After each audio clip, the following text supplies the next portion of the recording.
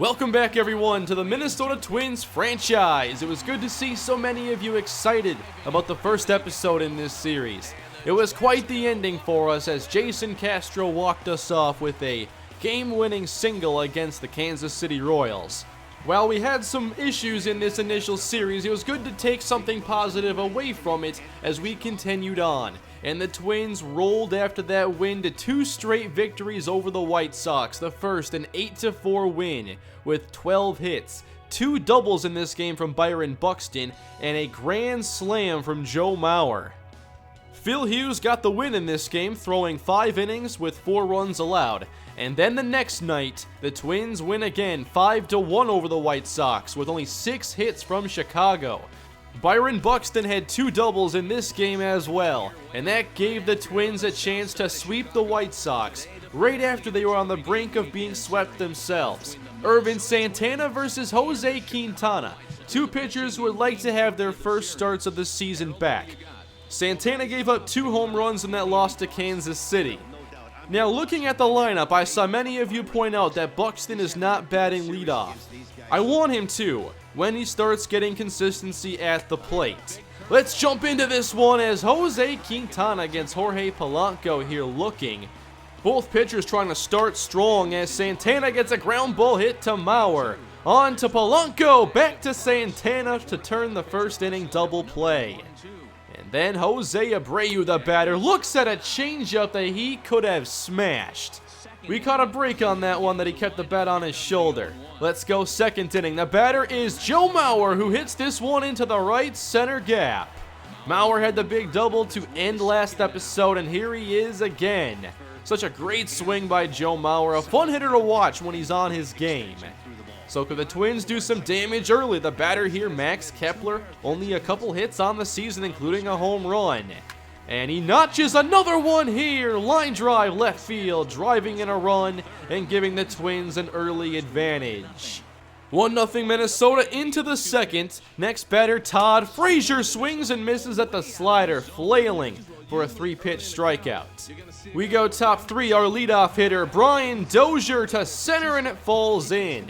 Now, I don't want Dozier to be a long-term leadoff hitter. I definitely want him to have a chance to bat with more men on base. So can Buxton keep up his success that he began in this series? Line drive to first and nearly getting Dozier doubled up, but the contact there is what we're looking for. Now we head bottom 3, and it was clear from the beginning that this was a different Ervin Santana than we saw on opening day. He gets the big swing and miss on the slider, so comes back with the same pitch in the same location for the same result. 3 strikeouts already for Santana, make it 4. He only managed a single strikeout on opening day against Kansas City. White Sox had 1 hit to this point. Jose Abreu popping up. Castro gonna give good effort here, but falls short. And then another changeup. Jose Abreu doesn't like the call, but it's the 5th strikeout for Ervin Santana. Top 5 Minnesota, and here's Brian Dozier again. Driving one deep to center, has some carry, but this is going to stay in the park. Next batter for Minnesota is Jorge Polanco. I have high hopes for this young shortstop as he launches one to left center. Again with carry, this also stays in the ballpark.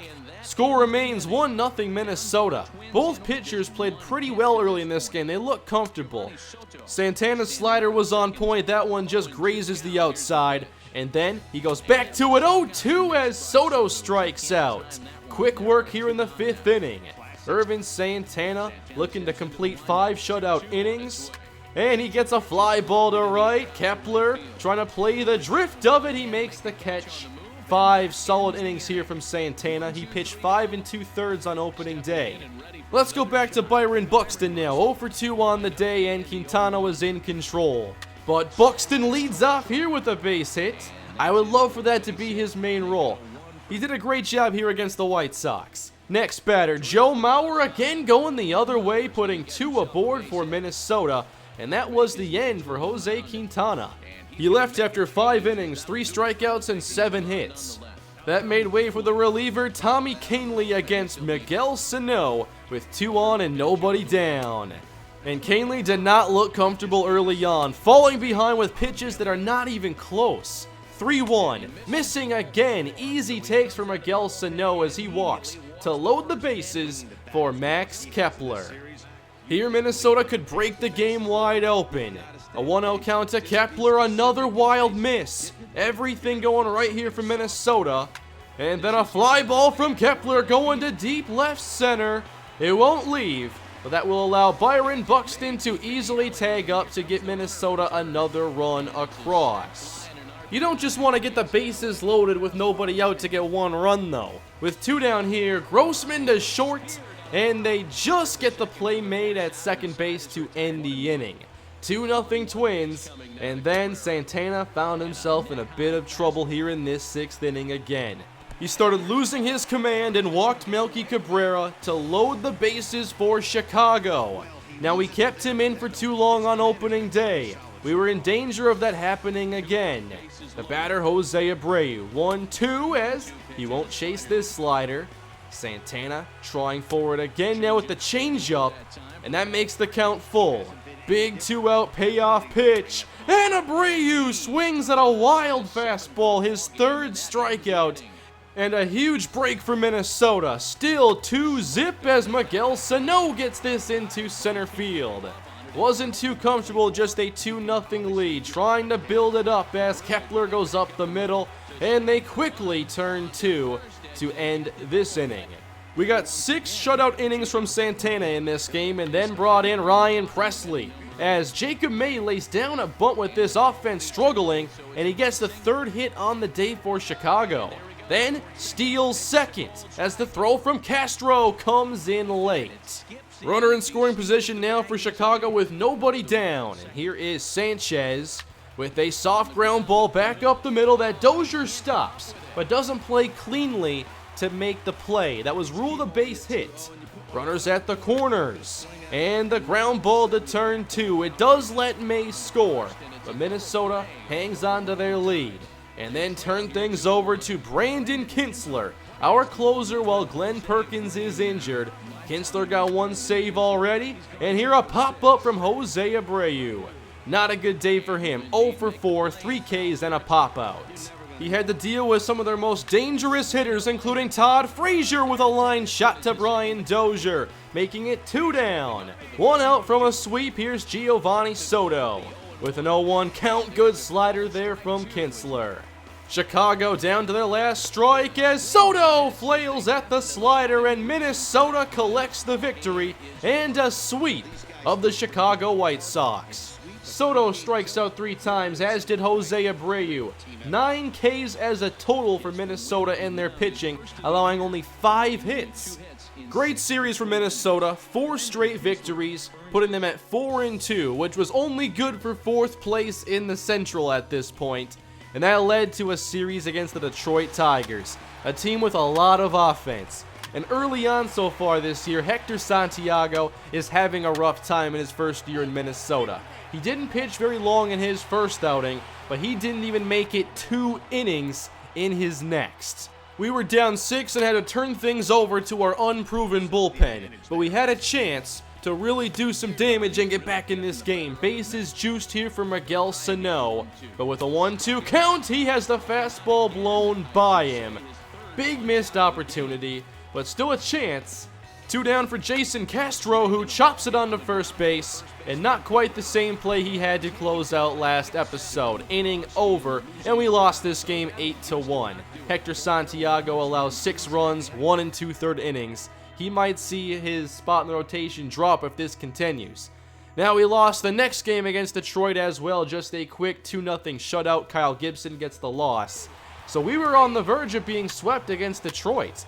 Their pitching really quieted down our offense, but early in this game we were able to get a few runs across. A nice lead here for Minnesota, 3-2 in the 5th, as we see some Phil Hughes action here. Slow roller Miguel Sano playing really well at third base early on. No errors, plenty of great plays.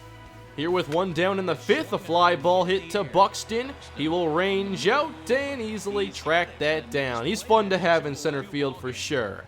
Then Ian Kinsler, how about a line shot to Miguel Sano that he fields cleanly 5 good innings here from Kyle Gibson.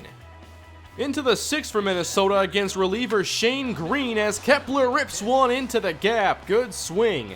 He's made some really good contact early on this season. There's another double for Max Kepler, and that brought up the catcher Jason Castro. With one down, back up the middle, it gets through, rolling just slow enough to give Kepler that extra little time to reach home safely as Minnesota extends the lead.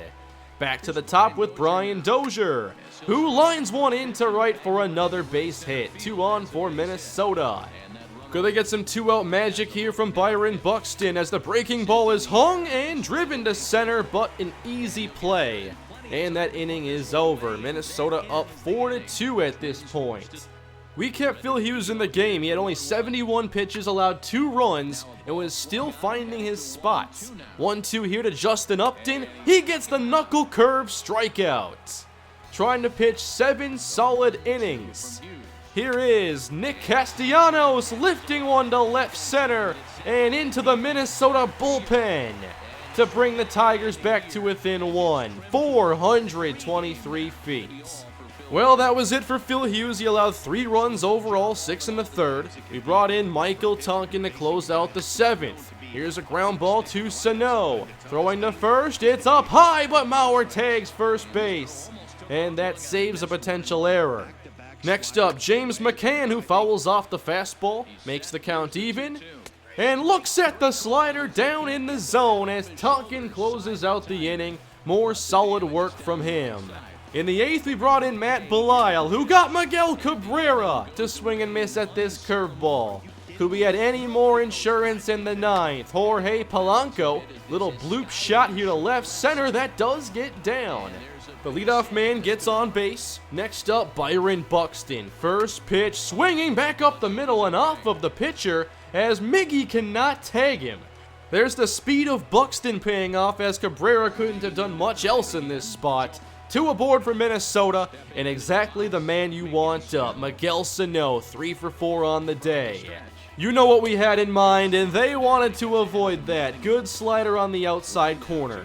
Sano falls behind, but grounds up the middle, and they're playing right at second as they get Sano out, but not Buxton at second. So still a chance. 2 in scoring position. Here is Robbie Grossman hitting the ball pretty well early on. But Shane Green was still dealing over 50 pitches into this relief outing. And then a fastball fouled off by Grossman trying to battle, fouls off another. 56th pitch from Green, hung up, and Grossman hits it in the air to center, not taking full advantage of it. So a 1-run lead for Minnesota, turning things back over to Brandon Kintzler. 2 for 2 on the season, had a great save against the White Sox. Could he close out Detroit? The leadoff batter, Victor Martinez, wasting no time to deep center. Thankfully, that fence is 420 feet deep, as that keeps it in the ballpark, but a leadoff double for Martinez. They brought in the pinch runner and then looked to bunt him over. A great bunt to Sano, putting the runner at third base with just 1 down. Some trouble here for Kintzler with Nick Castellanos at the plate, and we walked him in this spot. First base was open, did not want to deal with him right now. Instead, wanting to face Tyler Collins, who was 0 for 3 with no homers this season. Collins, the 1-1, swings and misses at that changeup. And then Kintzler gets him with the slider. 2 down for Minnesota, just needing 1 out to get the win. James McCann, though, the batter, 1 for 3 on the day with the double. And Kintzler going right at him down the middle, gets strike 1. Then gets him to chase the slider, so an 0-2 count. And Kintzler hung a changeup. McCann taking full advantage. Deep and gone to bring a win to Detroit as they sweep the Minnesota Twins. Kintzler missed his spot 0-2, trying to get the strikeout and instead leaving it over the heart of the plate. So James McCann ends up the hero for the Tigers. We blow the lead, and Kintzler blows his first save of the season. The win in this game, by the way, went to Shane Green, who had a phenomenal game. He had to pitch 5 innings of relief and only allowed 1 run. I was really disappointed we couldn't get the bats going against him later in the game. We out-hit them 13-7, yet still lose this game. So after sweeping the White Sox, we suffer the same fate and only scored 6 runs in that series. So that took us to another series against the White Sox, and some more drama here late as Dave Robertson already blew the save. Jason Castro tied this on a double, and then Jorge Polanco up the middle. And we won't test the throw here. We don't have any speed on our bench right now, so pinch running isn't a major strength of ours. We needed one more hit. Good streak going here for Polanco. That brought up Chris Jimenez. But wait a minute. That's Miguel Sano's music. Coming off the bench. It was supposed to be his off day. But now Miguel Sano looking to win the game for Minnesota, and Robertson wanted absolutely nothing to do with him. 2 cutters well out of the zone, putting Sano in the driver's seat, and driving one back through the middle, and winning the game for Minnesota. Another walk-off finish as the Minnesota Twins defeat the White Sox again. We've now dished out blown saves to Kelvin Herrera and Dave Robertson, 2 very good closers in our division. This brought Minnesota back to 500 after that sweep against the Tigers. We're now 5-5, and this loss, Chicago did not need this. They're now 1-9 on the season. The win in this game went to Tyler Duffy, who came out of the bullpen to pitch 4 2/3 innings, and he got the Gatorade bath. The starter in this game was Adalberto Mejia. We haven't really seen him yet, nor Hector Santiago much, so I'll try to get some more games where we see these other pitchers, but these situations here just kind of dictated that we focus on these games, and it just so happened to be another Santana start, and then a lot of relief pitching late. So as we sit now, 10 games into the year, Miguel Sano has the 2nd best batting average in the American League. He's off to a hot start. Byron Buxton leads us in RBIs, and next episode, it'll happen. Byron Buxton will get the chance to be our leadoff hitter. He's batting .270 right now, but I think that now he's ready. He had a great series against Chicago, and we'll give him the chance. It's very promising to see that so far he and Sano have been 2 of our best offensive players. In terms of starting pitching, I definitely have to keep an eye on if I'm keeping in these players for too long, because we've seen Santana have trouble at the end of his starts, and we saw it today in the Phil Hughes start. We might have a couple arms in our bullpen that I can trust a bit more. That's one of the reasons why the starters have stayed in. I'm a bit hesitant given the uncertainty of our bullpen, but I think players like Tonkin have played well and Tyler Duffy, so maybe we can lean on them a bit more. As we look at AAA and AA, Byung-Ho Park is playing really well so far, and if that carries into the month of May, I think he'll be called up to be our everyday DH. And at AA, Nick Gordon is tearing it up, batting .437. Just be patient with these players now. Nick Gordon probably not going to be at the major league level anytime this season, but we'll keep an eye on his progress. So we sit here at the end of episode 2, 5-5 with some fun wins already. And next episode, we'll definitely see some games against the Cleveland Indians. That is the other division foe we have not seen yet, and the projected winner this year of the AL Central. And then we have actually some out-of-division play against the Texas Rangers. But we'll see what is up next for Minnesota. Thank you all for watching. I hope you are enjoying this series. I'm having a great time with it myself. And I can't wait to make more episodes of this. This has been a blast so far. Please leave a like if you are enjoying the series. Also subscribe for much more on the way. And I'll see you all next time. Have a great day.